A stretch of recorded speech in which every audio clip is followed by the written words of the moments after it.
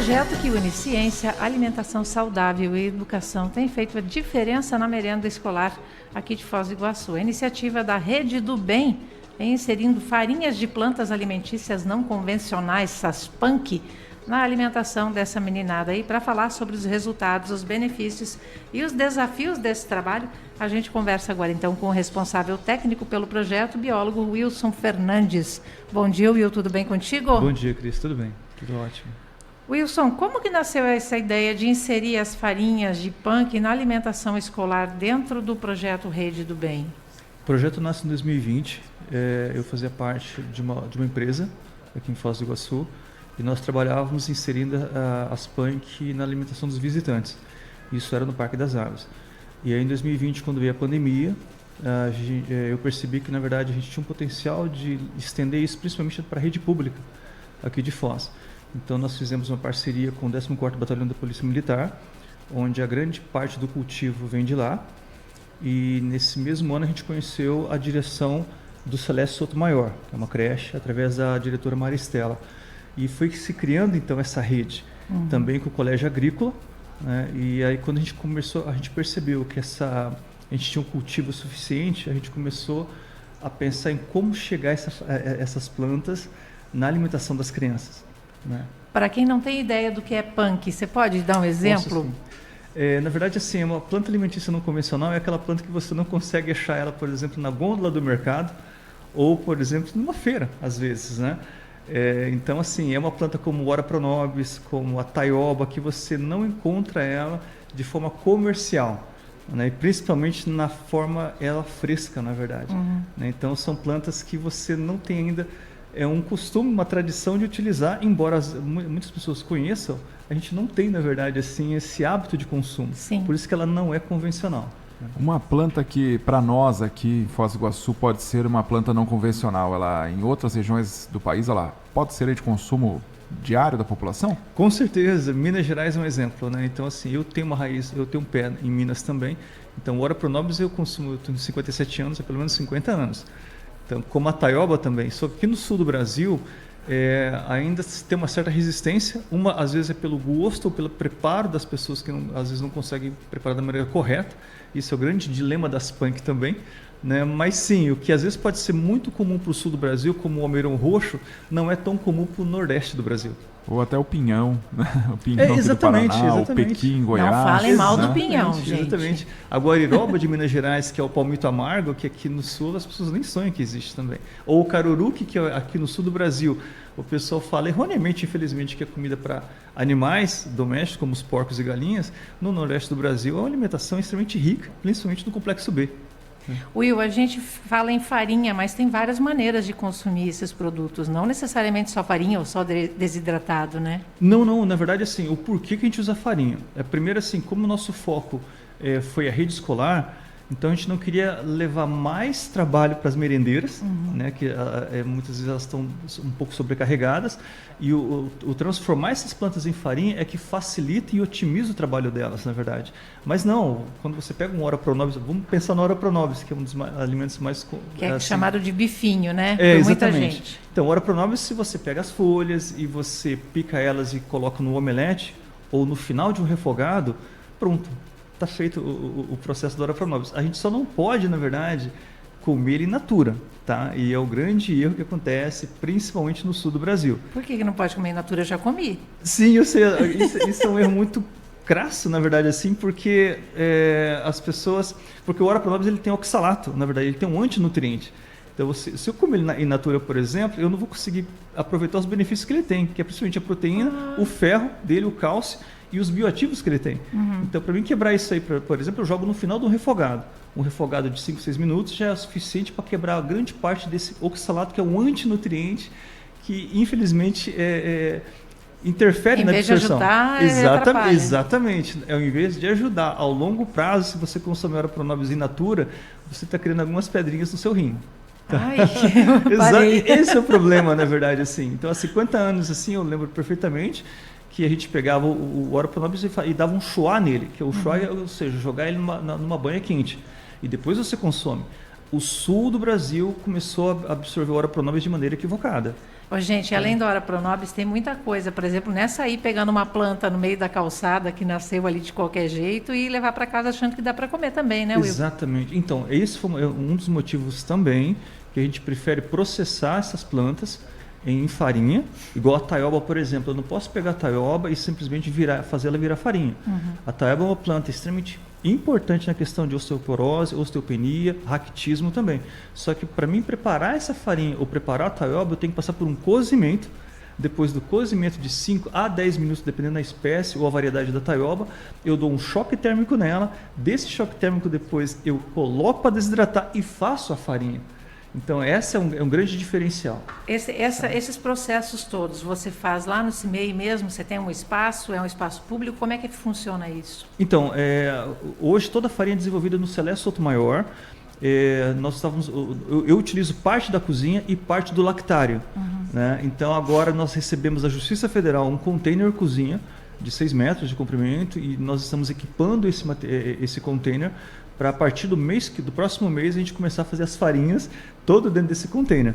Então, sim, e ele está localizado dentro também do Celeste Sotomayor, ou seja, de um órgão público. Né? E lá na escola mesmo você já tem uma horta bem legal, até a meninada ajuda, as crianças ajudam também a manter, né? Tem também, a gente tem cultivos de algumas punk, lá não é o suficiente para atender as 15 unidades, mas sim, a gente tem um bom cultivo lá, é um cultivo também não convencional. As pessoas, quando querem conhecer a horta, eles pensam que são canteiros. Aí, quando eles chegam lá, as plantas estão em barranco. É a natureza, é. Exatamente. Então, hoje a gente tem o cultivo do hibisco roxo, do kenafe, que são plantas já com grandes estudos na questão de terem bioativos, com a função de ser antioxidantes, que trabalham diretamente no imunológico, no cognitivo das crianças também, de todo mundo, na verdade. E a gente tem um cultivo de Ora Pronobis também, temos de beldroega. A beldroega é riquíssima em ômega 3 e é aquela bendita plantinha que cresce na calçada das pessoas. Infelizmente, as pessoas não conhecem, né? E como que faz para conhecer justamente essas plantas? Porque é como você disse, muitas vezes a gente tem a riqueza ali do próprio quintal, né, e desconhece. Nós temos muitas plantas nativas aqui da região que podem ser aproveitadas. Como que faz para obter essas informações? Então, na verdade, assim, o que a gente quer fazer é começar a tornar a punk mais acessível às comunidades. Então, esse projeto faz parte, a Rede do Bem tem esse objetivo. Tanto no 14º Batalhão, onde tem a Horta Solidária, hoje já existe um projeto que é a Horta do Saber, que são jovens que começam a ter esse contato com essas plantas. Porque realmente você encontra essas plantas às vezes no jardim de frente da casa ou no quintal da casa ou crescendo em meio fio, na verdade. Então, assim, e as pessoas desconhecem. E quando elas têm o primeiro contato, é muito natural das pessoas quererem ingerir essa planta em forma de salada ou vou jogar no refogado. E é onde dá o problema, às vezes, pelo desconhecimento. Então, hoje, por exemplo, uma base que a gente sempre convida as pessoas é o próprio Celeste Sotomayor. Passa por lá, conheça essas plantas, tenha o contato da interação com essas plantas, ou até mesmo na horta da Polícia Militar também, que é a Horta Solidária e a Horta Lar, que trabalham exclusivamente com a Horta Punk, que é a Horta Lar do 14º. Então, assim, a gente convida as pessoas a conhecerem e convida as pessoas a conhecerem primeiro antes de pensar em consumir. O CIMEI Celeste Sotomayor, que você citou aí, fica lá na região do Jardim Paraná. Fica no Jardim Paraná, exatamente, com a KLP ali, exatamente. E tem estudos da UNILA e da Federal do Paraná confirmando todos os benefícios que esses alimentos trazem, né, Will? Então, Cris, a nossa preocupação, né, eu trabalho com plantas há 32 anos, né, e sempre tive essa questão assim, da segurança alimentar e o cuidado de você sempre ser respaldado pela ciência, pelos estudos. Então, uma das coisas que aconteceu foi em junho de 2024, uma parceria com a UNILA, né, através da doutora Roberta Borowski. Então, hoje nós temos, já foram feitas 58 análises dessas plantas, né, e das farinhas das plantas, para nós é muito importante. E com a Universidade Federal do Paraná, um trabalho de biodisponibilidade, que é basicamente isso assim, eles simulam o intestino e simulam o estômago, tendo um grupo controle fora do organismo. E para nossa grande surpresa, na verdade, né, é que várias dessas punk, principalmente a da capuchinha, do hibisco roxo, do kenafe, no intestino permanecem quase que intactas. Quer dizer o que isso? Que ela está ativa, ela está viva, então ela é distribuída para o sangue, para as células do corpo, e é onde a gente começa a falar também que elas têm propriedades nutracêuticas, ou seja, são alimentares e também têm propriedades farmacêuticas também. Mesmo processada como farinha? Mesmo processada como farinha. Existe um grande mito que quando você transforma a planta em farinha, tudo se perde. Sim. Não, na verdade, quando você fala em proteína, quando você fala em ferro, cálcio, se concentra. E quando você fala em bioativos que são compostos com capacidade anti-inflamatórias, grande parte também se concentra. Então, ou seja, você não perde. O que se perde, na verdade, hoje está muito estudado, na verdade, é boa parte da vitamina C. Mas o restante não, tá bom? Ele permanece vivo ali. E em que tipo de alimentos mais usam essas farinhas ali na creche? Legal. Porque então, para conquistar a molecada tem que ter uma mão de fada, né? Às vezes precisa enganar a criança, né? Porque a criança olha ali uma coisa com uma cor, uma textura que ela não está acostumada. Mesmo das plantas convencionais, às vezes ela não encara, mas quando está misturado ali com uma farinhazinha, um temperinho, aí vai, né? Então, foi justamente nisso assim que quando a gente começou, a diretora Maristela, a Ângela, que é a nossa merendeira mão de ouro lá assim, a gente tentava fazer receitas com as plantas antes das farinhas. E tudo bem, tem uma certa aceitação, mas tem uma grande recusa porque desconhece-se também. E tem muitas crianças também que não têm, infelizmente, o hábito de comer vegetais, né, rotineiramente. Então, quando a gente fez a farinha, o primeiro prato foi o feijão. Porque o feijão ele tem um sabor característico, uma cor característica que não se muda tão fácil. Então, o feijão é o prato principal, tudo se calcula em cima do feijão. Então, hoje as farinhas vão assim. Em cima do peso do prato, elas significam 0,3%. Ou seja, para cada quilo de feijão no peso seco, são 3 gramas de farinha só. Nós trabalhamos com frações, né? Exatamente, com frações que já mostram resultados, inclusive assim, quando a gente fala dos bioativos. Mas tem uma outra parte também que é mega importante. Essas plantas também têm uma concentração muito bacana de mucilagem. Então, o Ora Pronobis tem muita mucilagem. Traduz a mucilagem para a gente. Então, mucilagem é tudo aquilo que agrega, na verdade, que hidrata, né? Então, a função da mucilagem no intestino, por exemplo, de um bebê, de uma criança, é juntar o cocô, hidratar esse cocô e dar uma viscosidade ao cocô para ele evacuar mais fácil. Então, hoje, o que nós já temos de dados são várias crianças que deixaram de ter constipação usando as farinhas. Tá? Então, isso é um fato. Tá? Isso é muito bacana mesmo, assim. Então, é algo assim que a gente... É por isso que a gente já está convidando não só a Secretaria da Educação a conhecer um pouquinho mais de perto o projeto, mas a Secretaria da Saúde também, a Secretaria do Meio Ambiente também, porque se esses 3 órgãos se unem e ajudam esse projeto, a gente consegue chegar a muito mais pessoas. O projeto já é coletivo, se mais gente se juntar... Exatamente. É por isso que ele se chama Rede do Bem, né? Não é à toa que tem esse nome, é justamente porque são instituições que estão fazendo parte disso. Will, e agora com essa cozinha nova que vocês estão montando aí, parabéns à Justiça Federal, em primeiro lugar, por ter doado o container aí, né? Com essa cozinha, vocês conseguem aumentar a produção de farinha? O que você prevê? O que você está vendo aí na frente? Então, hoje são 15 instituições e são um pouco mais de 3.200 crianças que recebem essas farinhas diariamente. Então, a ideia nossa, na verdade, é que a gente consiga atingir 30 instituições para esse ano, para o próximo ano também assim. A gente vai conseguir, a gente ainda não sabe, porque... Toda a farinha hoje passa pelas mãos, assim, pelo processo do Wilson mesmo. Né? Nessa questão, assim, eu não abro mão, né, de fazer a parte da farinha. Você que tem que estar ali e fazer tudo. Por enquanto, assim. Então, a gente não tem uma pessoa ainda no qual eu possa passar esse conhecimento, né, e falta para a gente mão de obra de colher. A colheita é a parte que... a colheita é a parte fundamental do processo. Então, a gente tem que fazer isso na parte da manhã. E essa mesma planta que foi colhida hoje, ela tem que chegar no desidratador no final do dia. Ela não pode ser guardada para o outro dia. Isso principalmente porque o objetivo do projeto são os bioativos, são os antioxidantes. E eles se degradam muito facilmente, né, principalmente quando eles são retirados da planta. Então a gente retira essa planta de manhã, faz o processo de limpeza, faz o processo de higienização, e aquelas que precisam passar por um cozimento, um choque térmico, tudo é feito nisso aí. Tá, então... Eu vou sair um pouquinho do assunto punk agora, que você falou que tem que colher de manhã e já consumir no mesmo dia, ou transformar em farinha no mesmo dia. Com a alimentação tradicional, isso acontece também. Por exemplo, o alface que eu compro no mercado, que foi colhido já ou no outro dia, ele perde muita Ele vai, na verdade, sim, perdendo água, e quando ele vai perdendo essa água também, ele vai perdendo vários dos compostos dele também. A primeira coisa assim, que se perde ao tirar a planta do pé é a vitamina C.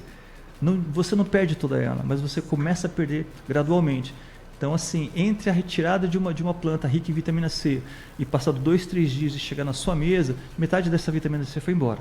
Tá? Então, isso é muito normal. Tá? Então, o grande problema, na verdade, hoje, assim, é que a gente desconhece, né, e a gente às vezes consome de maneira um pouco equivocada. É por isso que é tão importante essas plantas estarem sendo cultivadas nas escolas também.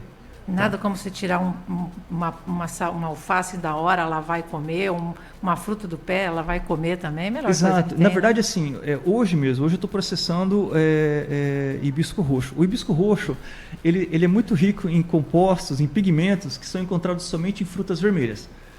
Então já começa por aí. Então a gente tem um grupo de compostos com uma grande capacidade antioxidante que a gente chama de hortaliça arbórea, que ela não tem contato com o solo.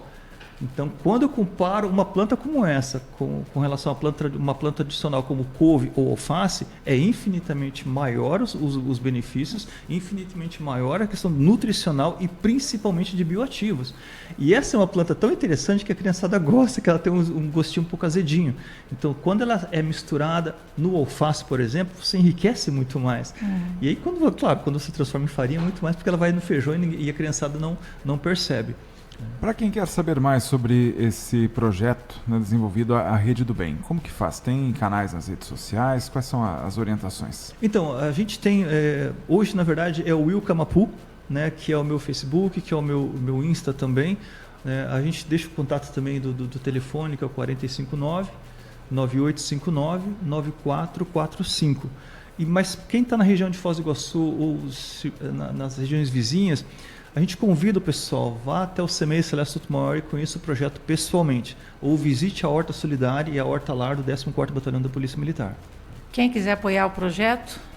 Cara, estamos de porta aberta. A Rede do Bem está se transformando esse ano agora numa ONG, na verdade. A gente precisava juridicamente existir, né, porque até hoje ela está dentro da minha cabeça e se transformou fisicamente, né, mas juridicamente ela não existia. Então ela está passando a existir a partir de agora e a gente, por enquanto, tem um pouco de calma que a gente vai criar um grupo de associados dentro dessa ONG, tá bem? Então nesse momento é isso assim. Tá? Maravilha então, Will.